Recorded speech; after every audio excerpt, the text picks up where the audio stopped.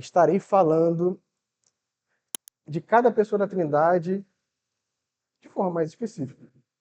Na aula anterior, a aula que foi dada foi sobre a Trindade nos aspectos gerais, sem entrar muito nas características de cada pessoa da Trindade. Entramos porque é inevitável, mas não foi tanto. Hoje, pelo contrário, daremos mais ênfase então a cada pessoa. Irmãos, eu quero enfatizar que a doutrina da Trindade é uma doutrina muito difícil. Tá? Eu mesmo, que já estudo por um certo tempo, não é tanto, mas já estudo, eu não consigo compreender plenamente. E nenhum teólogo da história conseguiu chegar lá. Então, se você tem dúvida e eu conseguir responder, por favor, me pergunte. Caso não, o presbítero Diego está ali para responder todas as dúvidas sobre a doutrina da Trindade e ele estará muito feliz em fazê-lo, tá? Brincadeiras à parte, caso não, se o reverendo souber, eu pergunto ele para responder para vocês, ou então eu estudo mais um pouco e lhes dou a resposta em seguida, tá?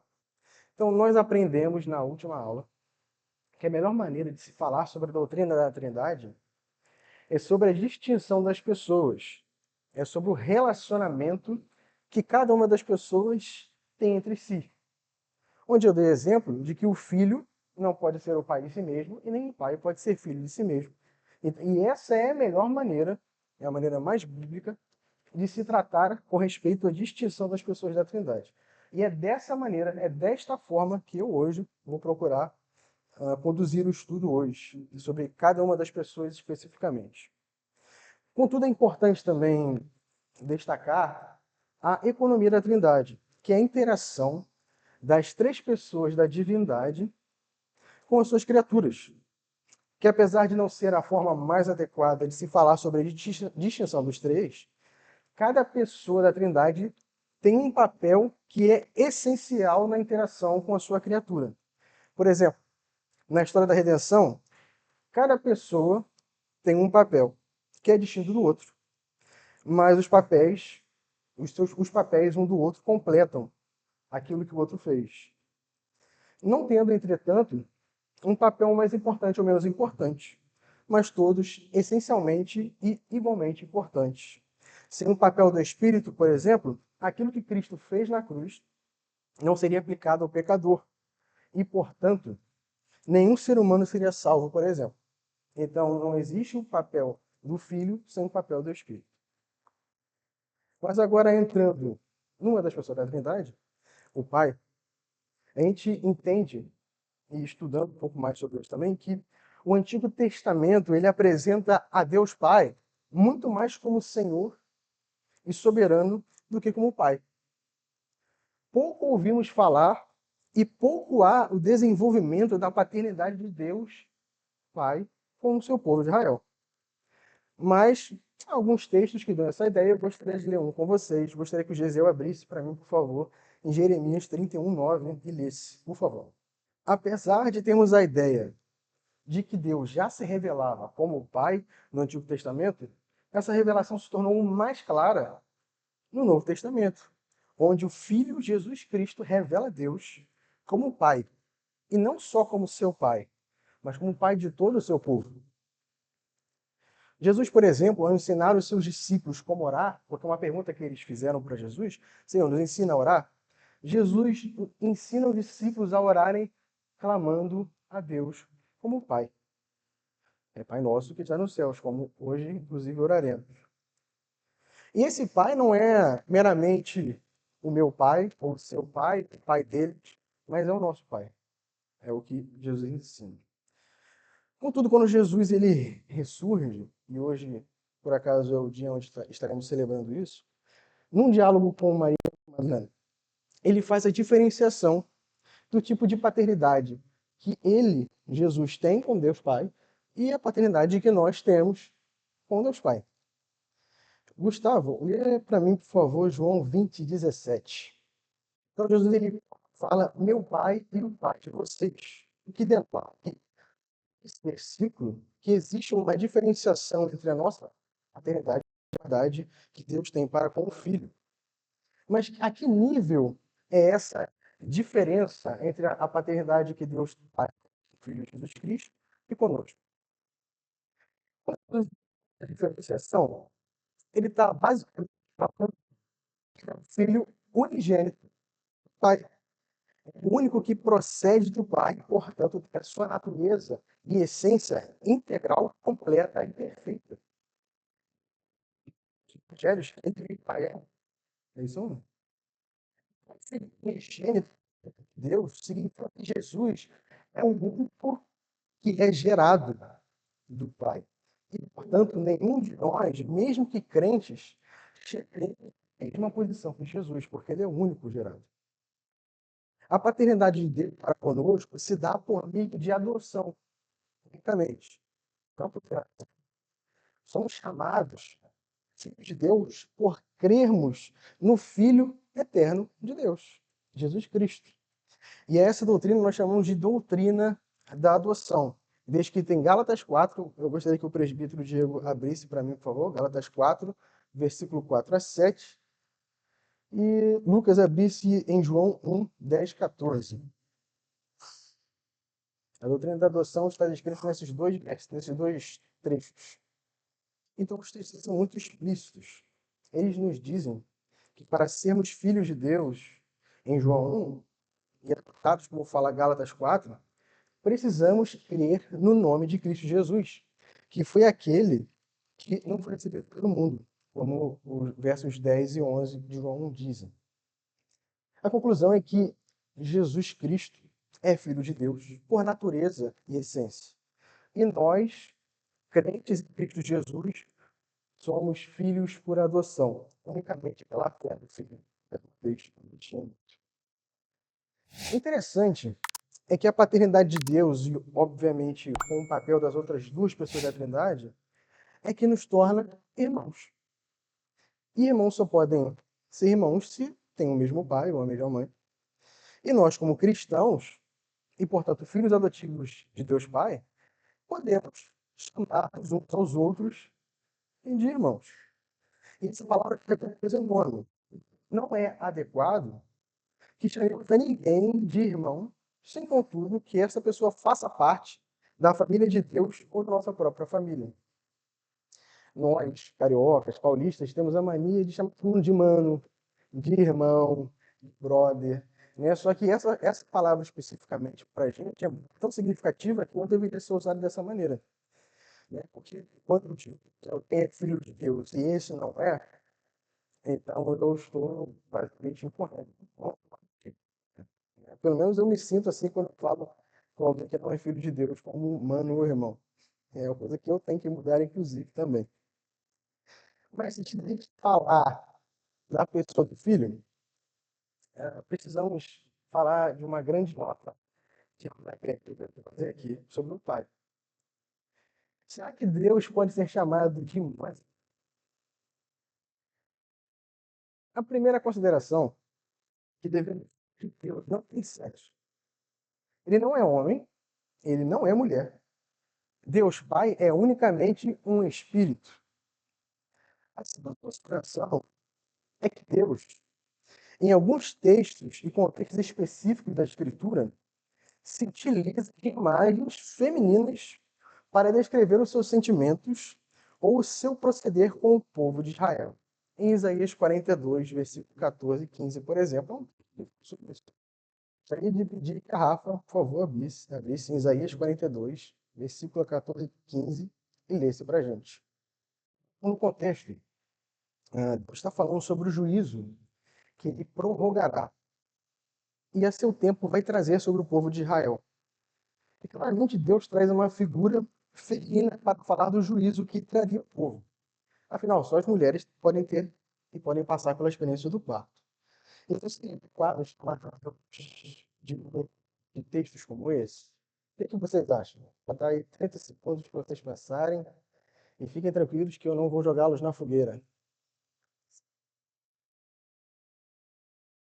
O que vocês acham? É adequado chamar Deus de mãe? Não? Eu estou vendo muitas caras confusas e outras dizendo que não. Então eu vou levar que não. É. Bem, vocês acertaram, certamente não. Cada se fosse, essa lógica fosse aplicada aonde pessoas pegam imagens femininas para explicar outras coisas, o apóstolo Paulo deveria ser chamado de mãe. E ninguém faz essa aplicação no texto de Gálatas 4, 18 e 19. José, já leu? Lucas, lê para a gente Gálatas 4, 18 e 19. Ninguém, com juízo, entende que Paulo estava de fato sofrendo dor de parto. E, portanto, Paulo é uma mulher. Ninguém interpreta o texto assim. Paulo estava sofrendo pelos irmãos Gálatas porque eles haviam se desviado do verdadeiro evangelho de Cristo Jesus e migrado para uma fé totalmente mista de um evangelho legalista e judaizante. Escreveu a carta a fim de corrigir os irmãos e trazê-los de volta para o verdadeiro evangelho. Não faz sentido dizer que o apóstolo Paulo, então, é uma mulher, porque ele está dizendo sete dores de parto, porque essa é uma figura de linguagem para poder dizer que ele de fato sente muitas dores por conta daquilo que os irmãos Gálatas estavam passando e que eles queriam que eles fossem mais parecidos com Cristo.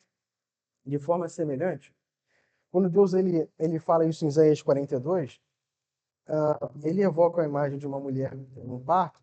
Quando ele fala que está em silêncio, ele está basicamente dizendo que parece que o juízo que ele emitiu não vai acontecer. Mas quando acontecer, vai haver um grito. Isso é uma metáfora para dizer que ninguém vai ter como ignorar aquilo que ele disse que aconteceria. Então era basicamente uma figura de linguagem que Deus se utilizou para que o povo de Israel entendesse aquilo que ele queria comunicar. E não que é possível assim chamar Deus de mãe por conta desse tipo de linguagem. Tá? E a última consideração, dentre muitas considerações que podem ser citadas, é que Jesus, quando nos revela Deus, ele nos ensina a chamar Deus Pai de Pai, e jamais de mãe. Não existe um texto que diga isso. Isso nada tem a ver com o valor dos homens ser superior ao das mulheres, mas sobre quem Deus é. Ele tem características de pai, que é o que protege com força se for necessário. É aquele que cuida, que provê, que salva, que luta, e é aquele que dá origem. É o Criador. É isso que essa imagem de pai evoca, quando Jesus Cristo nos ensina a chamá-lo de pai. Algo importante a considerar quando falamos sobre a paternidade de Deus Pai é que não podemos colocar sobre o Pai Celestial as nossas queixas com relação e contra o nosso Pai terreno. Pois o Pai Celestial é o Pai perfeito, e em contraste, o Pai terreno é imperfeito e cheio de falhas e pecados. Deus Pai é o modelo original de toda a verdadeira paternidade. Dessa forma, os pais devem se espelhar nele e não contra ela. Então, voltando ao assunto anterior, embora Deus se utilize de imagens femininas para expressar no cuidado, dor ou compaixão, isso não significa que ele deve ser chamado de mãe. A revelação definitiva sobre quem Deus é vem por meio de Jesus, e ele nos ensinou a chamá-lo de pai. Logo, não é correto e nem adequado chamar o pai de mãe, pois isso descaracterizaria a pessoa de Deus Pai e sobre quem ele realmente é, incorrendo em erros graves. E falando um pouco sobre, passando rapidinho, sobre o papel de Deus Pai na economia da Trindade, ou seja, na relação que Deus tem com os seres humanos, o Pai é aquele que ama profundamente aos seus eleitos, que antes mesmo que os eleitos existissem, ele já havia predestinados para a salvação eterna. Então o Pai é aquele que predestina. Ele também é aquele que envia o Filho e envia o Espírito para que realizem cada um o seu papel essencial na história da redenção. Por exemplo, o Pai também é o Criador de todas as coisas, que por meio da sua palavra, que é o Filho, dá origem a tudo, dentre outras coisas. Isso é só para passar rápido. Com que diz respeito ao Filho, chamado também de Jesus Cristo, a sua própria relação com o Pai nos dá a ideia de quem ele é. O fato de ser filho já nos traz a ideia de que ele tem a sua, entre aspas, origem, e eu vou explicar isso por quê, do Pai. Afinal, um filho só pode ser filho se tiver pai. O pai só pode ser pai se tiver um filho. E os filhos, falando de nós humanos, nós sempre somos originados de nossos pais. É isso que nos faz ser filhos deles. Contudo, há uma enorme, gigantesca diferença entre a geração de Jesus Cristo com relação ao Pai e a nossa geração entre nós e os nossos pais. Nós, quando somos gerados, passamos a existir num exato ponto do tempo. O que nos diz que antes desse evento acontecer da nossa geração, nós não existíamos. E nos revela que somos seres de uma natureza temporal. Jesus, por outro lado, como vimos na última aula, é eterno. Como o apóstolo João fala no versículo 1 do capítulo 1 do seu evangelho. Ele já era o verbo, ou seja, ele já existia no princípio. Vimos também um pouco antes, quando falamos da paternidade de Deus, que o Filho é o Filho unigênito, descrito em João 1,14. Ou seja, ele é o único que tem a geração procedente de Deus. Geração essa que não pode ser temporal, pois Jesus é eterno, portanto a sua geração deve ser eterna. Mas como então pode Jesus ser gerado do Pai e esse ato da geração ser eterna? Porque isso, na nossa cabeça, não tem sentido. O que isso quer dizer? Essa é uma discussão muito antiga. Por exemplo, a gente tem um Conselho de Nicéia a definição de que o filho, na controvérsia ariana, ele é gerado, não criado e consubstancial ao pai. Que isso quer dizer que a divindade do filho, que foi questionada por Ario, em que eles perceberam, por exemplo, em João 1, de que ele é Deus, e percebeu em João 14, que ele é unigênito do Pai, que ele tem a procedência do Pai. E, portanto, ele deve ser gerado e ter a mesma substância, a mesma essência do Pai. Ou seja, ele tem a mesma natureza.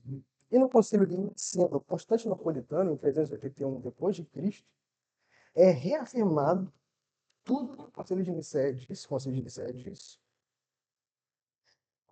esse respeito, obviamente. Mas ele deixa ainda mais claro essa relação do pai e do filho. Ele diz que o filho é eternamente gerado. Então, como pode ser isso, essa questão da eterna geração? Tem três possibilidades. Eu gostaria que vocês, inclusive, escolhessem qual é a melhor depois, tá? Então, pensem bem. A primeira possibilidade, que o pai é a causa do filho ou a sua origem. Eu já estou vendo aí o filósofo olhando para mim por alguma razão, né? Tem cara feio, mas vamos lá. Segunda opção, que o pai possa comunicar a natureza divina.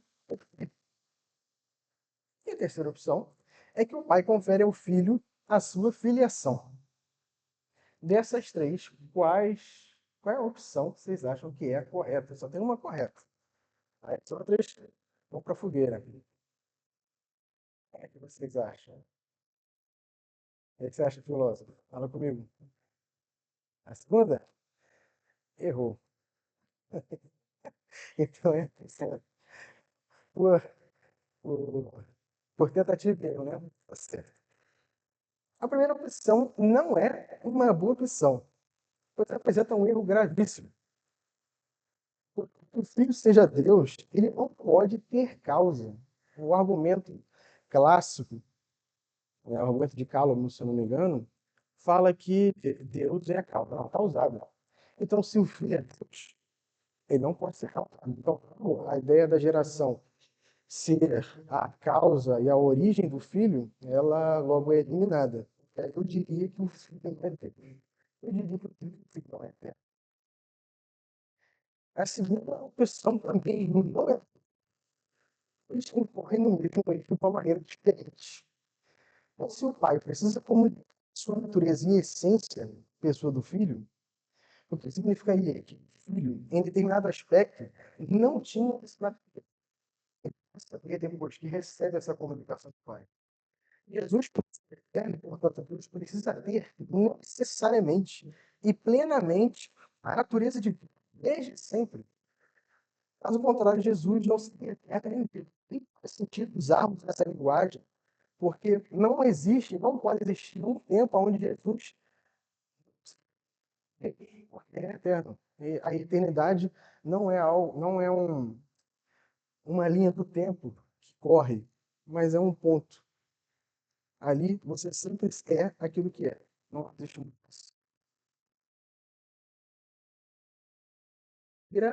opção. Uma opção de cálculo, descrito no livro 1 das Institutas, que é a opção da filiação. E ela é, não é tão simples assim, mas eu vou resumir. Ela afirma que o filho só pode ser filho porque ele tem um pai. Ela afirma que o pai só pode ser pai porque tem um filho. É basicamente isso. Então é uma necessidade de ambas as pessoas, e não somente de uma. E aí a gente elimina a ideia de hierarquia dentro da Trindade, por exemplo. Quando a gente adota a posição da filiação. E a pessoa do filho ainda tem uma outra particularidade. Ele é a única pessoa da Trindade que assume a forma humana. Quando eu falo de assumir, eu digo que ele é de fato homem, com tudo que faz, um homem. Ser homem. O que não inclui o pecado. Pois nós não somos pecadores porque somos humanos. Adão, quando foi criado, não tinha pecado. E mesmo assim era humano, por exemplo. E qualquer pessoa que negue que Cristo seja homem, como diz o apóstolo João no capítulo 4 da sua primeira carta, tem o espírito do anticristo. Eu gostaria de que, deixa eu ver, a Cris lesse para mim 1 João 4, 2, 3. O apóstolo João ia dizer que quem não acredita que Jesus vem em carne, que Jesus não é homem, ele é o espírito do anticristo. Mas quando a gente adota a posição de que Cristo ele é homem, o que será da sua divindade? Será que ele perdeu? Que ele voluntariamente abandonou a sua divindade, como algumas pessoas acreditam? Será que ele deixou? A resposta é não.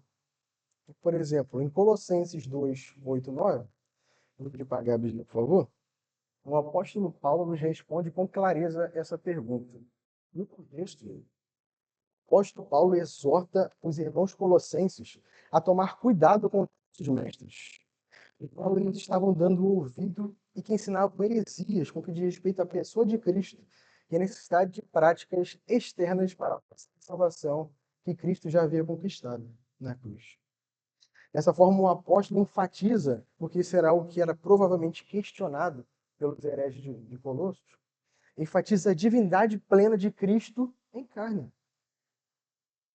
Não tem dúvida quanto a esse texto. O apóstolo diz que nele habita corporalmente, fisicamente, toda a plenitude da divindade.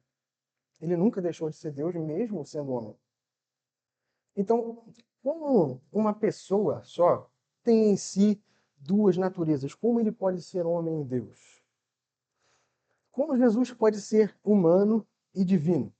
Será que falamos de 50% homem e 50% Deus? O que vocês acham? Tá certo isso? Tem gente balançando a cabeça. Muito bem, irmãos. Parabéns. Tá certo? Se assumíssemos que Cristo fosse 50% homem e 50% Deus, então Jesus é um semideus. O que vai contra o testemunho das Escrituras de Colossenses 2, 8 e 9, que diz que ele tem a plenitude, a palavra em grego lá é plenitude mesmo, completude, algo que é completo, da divindade, como diz Paulo em Colossenses 2, 9. E se ele fosse 99,9% divino e 0,1% humano? O que vocês acham? Tá certo? Isso aí, muito bem, irmãos. Parabéns. Da mesma maneira, a gente vai dizer que 99,9 mais 1 de homem, que Deus não era 100%, que Jesus não era 100% Deus. E, mais uma vez, a gente vai contra o ensino do apóstolo Paulo em Colossenses 2,9. Além disso, tanto no exemplo acima, de 50 a 50, como aqui tratado, descaracteriza a humanidade de Jesus, ao ponto de darmos uma ideia de que ele não era humano, mas algo diferente. Talvez ele fosse um fantasma, 0,1% de homem. É um espírito, não é um ser humano de carne. Mas nós vimos, inclusive, depois da sua ressurreição, ele pediu para Tomé tocar no seu próprio corpo. Ele era alguém que era possível tocar. Ele sentiu fome, ele comeu peixes com seu discípulo, em João 21, por exemplo. Ele não deixou nem mesmo de ser homem, depois da sua ressurreição. A única maneira de sermos fiéis, então, ao ensino bíblico de Jesus é afirmar que Jesus era 100% homem e 100% Deus. Não existe outra saída. Todos aqueles que tentaram incorreram em algum tipo de heresia. Existem. Cristologia tem mais heresia do que eu tenho dedos na mão. São muitas, não cabe nem citá-las aqui, né? Que é uma doutrina muito difícil. Eu não vou abordar muitos aspectos tão profundos assim, porque a gente não tem tempo. Mas a única maneira de sermos corretos é adotarmos a perspectiva de que Jesus era 100% homem, 100% Deus. Mas 100% mais 100% não é 200? Essa é uma discussão que é longa, que não vai ter tempo de tratar aqui. Mas eu já vou afirmar para vocês de que a conclusão é que isso é um grande mistério, do qual nós só conheceremos quando chegarmos na eternidade. Agora, sobre um pouco sobre a economia da Trindade, o papel do Filho nessa economia. O Filho, e passando rápido também, tá? O Filho é aquele que é enviado pelo Pai, vive uma vida perfeita e obediente para justificar os eleitos de Deus. Morre para pagar pelos pecados dos eleitos a Deus Pai e ressuscita, pelo seu próprio poder, para a nossa justificação, que quer dizer que o seu sacrifício foi aceito, e nos dá segurança de que seremos salvos de fato no último dia. O Filho também é aquele que, enviado pelo Pai, e sendo o Verbo divino, dá origem a todas as coisas. Além disso, o Filho é o sustentador e mantenedor, por meio da providência de Deus, de toda a ordem criada. E o Filho, juntamente com o Pai, é aquele que envia o Espírito Santo. Não, só o Espírito Santo. Vamos entrar na terceira pessoa da Trindade. Opa, falei errado. Errado. Porque não existe terceira pessoa da Trindade.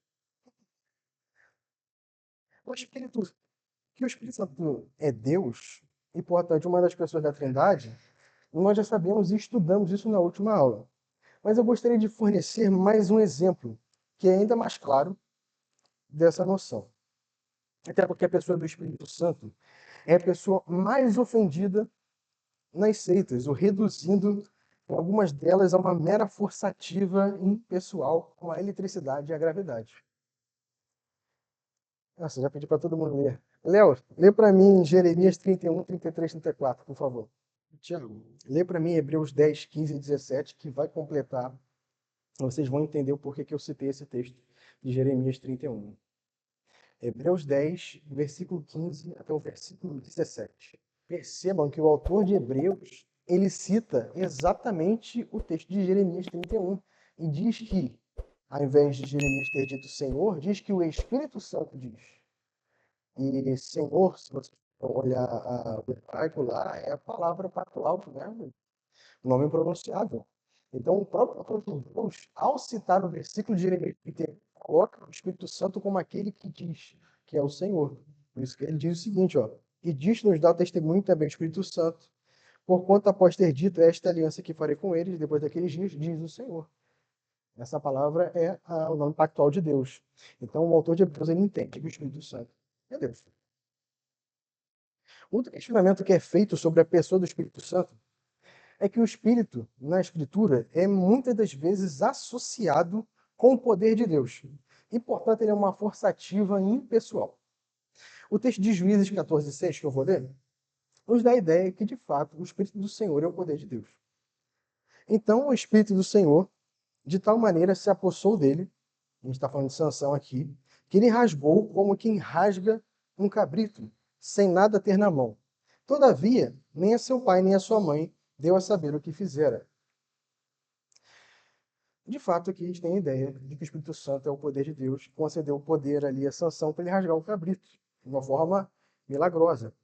Contudo, apesar do Espírito Santo ser aquele que é associado com o poder de Deus, em nada isso diz, que diga ou fale, que ele é apenas uma força ou um poder.